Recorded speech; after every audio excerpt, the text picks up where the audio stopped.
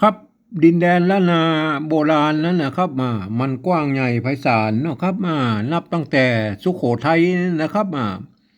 ไปถึงปูนนะครับ12ปนาพุนนะครับเมืองจีนบนนะบริเวณเหล่านี้เป็นแคว้นล้านนาเก่านะครับมีผู้คนที่อาศัยอยู่ในนี่อยู่4-5เผ่าพันธุ์นะครับก็อย่างเช่นนะครับไตยวนนะครับไตลั่วไตลือไตเขินไตยองนะครับเห็นไหมอันใจภาษาเดียวกันนะภาษาเขียนนะครับภาษาอู้ก็แตกต่างกันนิดๆนะครับแต่ฟังกันรู้เรื่องนะครับเห็นไหมการเขียนนั้นนะครับเปิ้นใจอักขระละนานะครับมันก็เขียนสื่อสารกันนะครับมันก็อย่างว่ามันมีหลายเผ่าพันธุ์นะครับมันไปหาสู้กันยากนะครับโบราณมันก็เขียนแต่ละเผ่าพันธุ์มันก็เขียนกันไปนะครับก็บางกรรมก็เหมือนกันนะครับส่วนใหญ่ส่วนใหญ่ไม่จะเหมือนนั้นแต่มีบางกรรมก็นิยมเขียนผิดเพี้ยนกันไปนิดๆนะครับแต่ก็ยังว่ามันก็ยังพออ่านได้นะครับอันนี้เฮามาอู้ถึงสมัยปัจจุบันนะครับเปิ้นถ่ายทอดกันมาให้ลูกหลานนะครับไป4-5 เจน6 เจน8 เจนนะครับมันก็ยังว่านะครับมันก็เพี้ยนกันไปเรื่อยๆนะครับมันก็ยังว่านะมันก็การเขียนปัจจุบันเนี่ยเฮามาดูการเขียนในปัจจุบันแล้วมันจะบางข้องเปิ้นจะเขียนอย่างนั้นมันก็บางพ้องบางที่เปิ้นก็เขียนอย่างนี้นะครับมันก็ยังว่าเฮาก็ไปว่าคนนั้นผิดคนนั้นถูกมันก็บ่ได้นะครับมันเปิ้นสืบกันมาอย่างนั้นนะครับเพราะฉะนั้นเฮามาวิเคราะห์นะครับตามหลักภาษาของล้านนาแล้วนะครับอันเฮาก็ว่ากันไปนะครับอันไหนที่โบราณเพิ่นมีตัวอย่างเพิ่นมีเฮาก็โอเคนะครับมันก็ถ้ามีตัวอย่างเปี้ยนะครับที่เพิ่นเขียนใบลานปักษาวทิ้งไว้ฮื้อนะครับงัดออกมาพอนะครับอ๋อเนี่ยเปิ้นเขียนอย่างนี้นะครับโบราณนะครับก็บ่เป็นหยังครับก็โอเคนะครับเขียนกันไปได้นะครับอันเอาวันนี้เฮาจะมาถึงคำว่าโตดนะครับโตดโตดนั้นโตดนี้เห็นไหมอันนี้โตดนะครับอันภาษาไทยมันโทษนะครับโทษโทษให้คุณให้โทษให้คุณให้โทษอันภาษาเมืองละนามันโตดนะครับจะไปโตดกันนะครับโตดนั้นโตดนี้นะครับโตดนะครับโตดนะครับจะไปเขียนคำว่าโตดนะครับโตดมันเสียงตีนะครับเสียงตีตายนะครับเสียงโตดนะครับเพราะฉะนั้นเฮาเสียงตีที่เฮาจะต้องใช้ตัวตะนะครับไม้โกเห็นไหมก็เฮามาเขียนเลยนะครับไม้โกนะครับโตดนะครับตัวตะนะครับตัวตะนะครับโตดแล้วส่วนโตดนะครับอันนี้มันโตนะครับอันนี้มันโตอ่านว่าโตนะครับสะกดด้วยตัวสะเข้าไปแล้วครับสะกดด้วยตัวสะเข้าไปแล้วครับเป็นห่างสะนะครับเห็นไหมห่างสะอันนี้มันได้เสียงตีเลยนะครับโตดเห็นไหมโตดอันนี้ได้แล้วนะครับเห็นไหมได้แล้วได้แล้วเห็นไหมไม่โกตัวตะนะครับสะกดด้วยตัวสะนะครับออกเสียงตีสั้นนะครับโตดนะครับโตดโตดนะครับได้แล้วนะครับอันนี้โตดเนี่ยนะเขียนอย่างนี้ก็ได้แล้วครับโตดนะครับทีนี้มันก็ยังว่านะครับมันอันเจ้าละนาไตยวนเชียงใหม่นะครับเปิ้นเปิ้นเขียนเปิ้นนิยมเขียนกันอย่างนี้นะครับอันนี้มันไม่โกนะครับไม่โกนะครับเปิ้นจะใจกลัวมันบะโตดนะครับเปิ้นก็เลยเอานี่นะครับอันเนี้ยมันเปิ้นกลัวว่ามันบะโตดแล้วครับเปิ้นก็เลยใส่ไม้กงเข้าไปแถมครับเนี่ยไม้กงไม้กงก็คือไม้โกะนะครับไม้โกะลดรูปนะครับไม้โกะนะครับไม้โกะก็คืออย่างนี้นะครับมันเป็นกู้กันนะครับอันนี้ไม้โกะนะครับไม้โกะนะครับเห็นไหมโกะโกนะครับไม้โกะนะครับไม้โกะโกนะครับ โต้นะฮะเปิ้นกลัวบ่โต้นะครับเปิ้นใส่ไม้ไม้กงเขากำกับไว้นะก็โต้นะครับหมายแม่ก็เปิ้นนิยมกันอย่างอี้ไตยอนเชียงใหม่นะครับหมายแม่ที่อื่นเปิ้นก็เขียนอย่างอี้นะเอาเขียนแค่นี้ก็พอไตหรือใจรั่วใจเขินอย่างเปิ้นก็เขียนอย่างอี้นะเขียนเต้าอี้นะเปิ้นมาใส่ไม้กงนะครับหมายแม่มีไม้กงนี่ก็ใส่ไตยอนเชียงใหม่นะครับมาเปิ้นใส่อย่างอี้เพราะฉะนั้นเฮา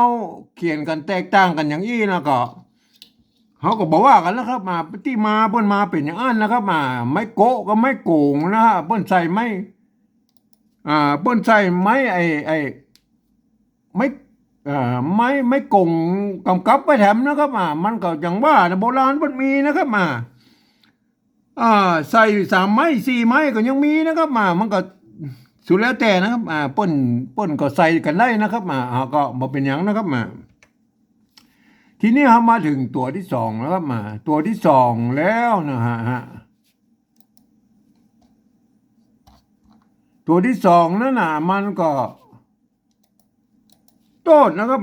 เปิ้นจะสะกดด้วยตัวสะนะครับมันเหมือนไทยๆหน่อยนะครับตัวสะสบนี่นะครับเห็นไหมเนี่ยโต้นนะครับโต้นนะครับพวกก็เขียนได้แล้วครับเต้าอี้นะโต้นนะครับอันนี้ก็คือมันก็เหมือนไอ้โต้นข้างหน้าเนี่ยใช้ตัวสะสอเสือนะครับตัวหลังนี่มันโต้นใส่ตัวสะสบนะครับเห็นไหมก็สุดแล้วแต่ที่นะครับอันแบบไตยวนเชียงใหม่นะครับเปิ้นก็ใส่ไม้กงนะครับใส่ไม้กงเข้าไปนี่นะครับเปิ้นใส่ไม้กงไว้อย่างนี้นะครับเห็นไหมโต้นนะครับเห็นไหมโต้นนะฮะเพราะนั้นก็เขียนได้สองหรือ4แบบนะครับเห็นไหมเพราะนั้นจะใส่ไม้กงก็ได้นะครับบ่ใส่ไม้กงก็ได้นะครับโต้ตัวสะเนี่ยนะครับโต้ตัวสะสบเนี่ยเห็นไหมจะใส่ไม้กงก็ได้บ่ใส่ก็ได้นะครับถ้าสะบ่ใส่นี่มันก็เหมือนไตลั่วไตลื้อไตเขินไตเหาะไตยองนะครับเปิ้นก็เขียนกันอย่างนี้นะครับสำหรับไตยวนเชียงใหม่นะเปิ้นชอบนะครับใส่ไม้กงนะผมเองก็เป็นคนเชียงใหม่นะครับอันเชื้อสายมันอย่างว่ามันไตยวนนะครับมันก็เลยก็เอาตามเชียงใหม่นะครับไตยวนโต้นนะครับทีนี้เฮามาถึงภาษาปริวัตินะครับเฮาจะไปขยายความให้คนอื่นได้ฮู้ในหันตัวเนี่ยนะครับมันยากตอนนี้นะครับเพราะว่าเราจะต้องเอาภาษาอื่นๆมาเขียนนะครับภาษาที่ใกล้เคียงที่สุดในที่จะเอามาเขียนได้ก็คือภาษาไทยนะครับ ภาษาไทยนะครับมันเป็นภาษาที่มันเกิดมาจากที่เดียวกันนะครับจากพ่อขุนรามคำแหงที่เดียวกันนะครับมันก็เลย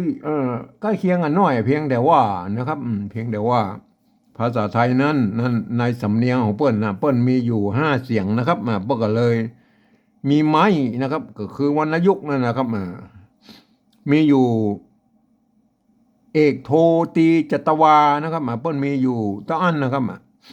สำหรับภาษาละนานั้นเปิ้นมีไม่เยาะไม่ซัดนะครับไม่เอกไม่โทนะครับแต่เปิ้นมีอักษรสูงอักษรต่ำสลับกันซัดสละกันเยาะนะครับถึงเยาะถึงซัดมันได้6 เสียงนะครับเห็นไหมมันเป็นอย่างอี้นะครับเพราะนั้นการเขียนที่จะเอาเสียง5 เสียงนั่นมาเอาภาษาไทย5 เสียงนะมาเขียนเป็นภาษาละนา6 เสียงนั่นมันได้ครบถ้วนเนี่ยมันเป็นไปไม่ได้ครับมันที่เสียงภาษาไทยที่เพิ่นเขียนมาได้ก็คือเสียงโทพิเศษนะครับโทพิเศษโทเมืองนะครับวัดพระสิงห์เพิ่นฮ้องว่าตีเพี้ยนนะครับก็คือเสียงที่มันอยู่ระหว่างเสียงโทปกตินะครับไปถึงเสียงตีนะครับมันจะอยู่ระหว่างกลางนั่นนะครับเป็นเสียงโทพิเศษนะครับโทเมืองนะครับอันภาษาไทยเปิ้นว่านะครับกากามันบ่มีกานะครับอันภาษาล้านนามันมีกาเห็นไหมมันเพิ่มมาเสียงหนึ่งครับเพราะฉะนั้นคนส่วนใหญ่แล้วก็จะอย่างว่านะเอาภาษาไทยในเสียงโทปกตินะครับกานั่นนะครับเอากามาเป็นกาทีนี้มัน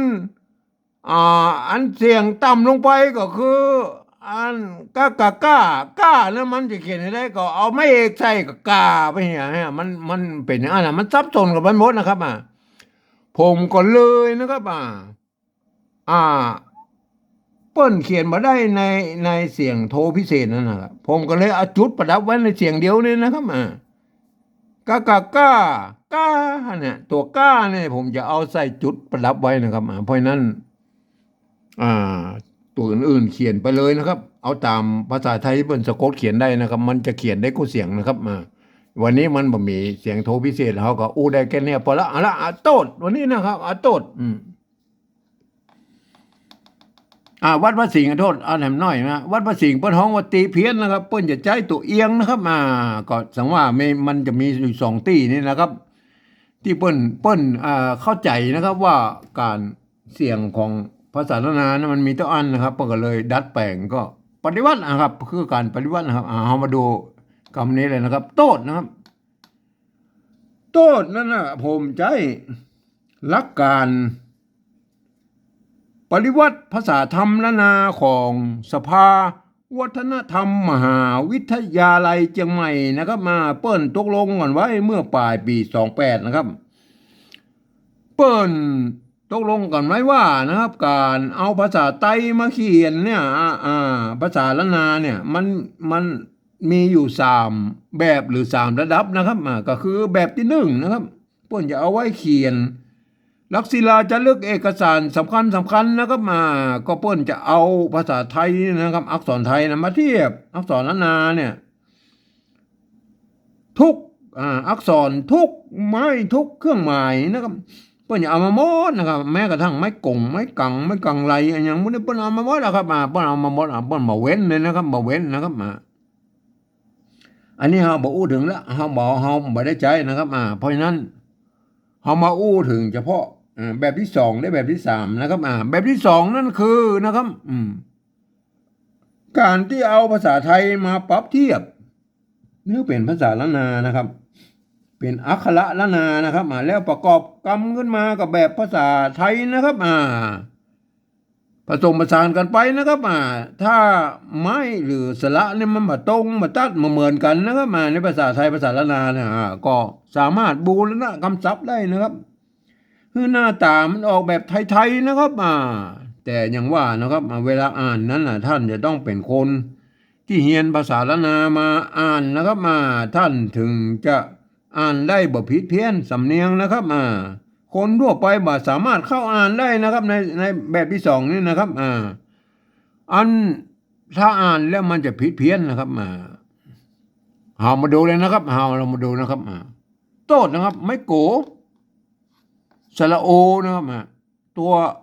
ตะนะครับตัวตะก็เอายืมตัวทอทหารนะครับมายืมตัวทอทหารนะครับมาเป็นตัวตะนี่นะครับเห็นไหมตัวตอเนี่ยภาษาไทยภาษาล้านนานะมันมี2ตัวนะครับตัวตะกับตัวตะนะครับภาษาไทยมันมีตัวต่อเต่าอย่างเดียวนะครับอันภาษาล้านนามันมีตัวตะนะครับตัวตะเนี่ยเปิ้นจะใช้ตัวทอทหารเนี่ยยืมตัวทอทหารมาเป็นตัวตะนะครับเห็นไหมเวลาท่านอ่านออกเสียงแล้วมันต้องอ่านเป็นตัวตอนะครับตัวตะนะครับ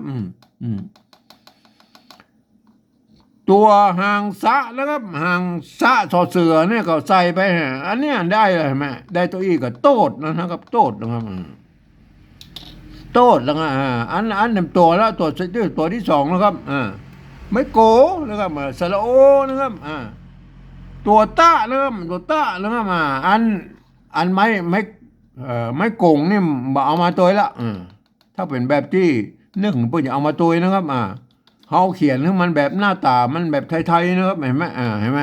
บูรณะคำศัพท์ไปเลยนะครับอันนี้เขาก็บ่ต้องเอามาแล้วไม้กงเนี่ยเอาเขียนแค่นี้นะครับโตดหน่อยแม่โตดได้แล้วเห็นไหมอันตัวที่3นะครับไม้โกนะครับตัวต้านะครับอันนี้มันเป็นหางสะสอเสือสอบอนะครับก็ใส่ตัวสอบอหรือ4นะโตดนะอันนี้ได้แล้วโตดนะครับอันตัวที่4แล้วครับตัวที่4มันก็ ตัวตะนะครับไม่โกตัวตะตัวหางสบนะครับตัวไม้กงเนี่ยเขาบอกมาตัวแล้วนะครับเพราะว่าเป็นแบบที่สองนะครับเห็นไหมก็ได้แล้วนะแม่ก็แค่นี้นะวันนี้ง่ายนะครับอันนี้อ่านว่าโตดนะครับโตดนะครับโตดนะครับอันนี้ก็โตดนะครับเห็นไหมทีนี้เฮามาอ่าเอามาอู้ถึงการปฏิบัติแบบที่สามนะครับการการปฏิบัติภาษาล้านนาภาษาธรรมล้านนาแบบที่สามนะครับหลักการก็มีอยู่ว่านะครับตามข้อตกลงเมื่อ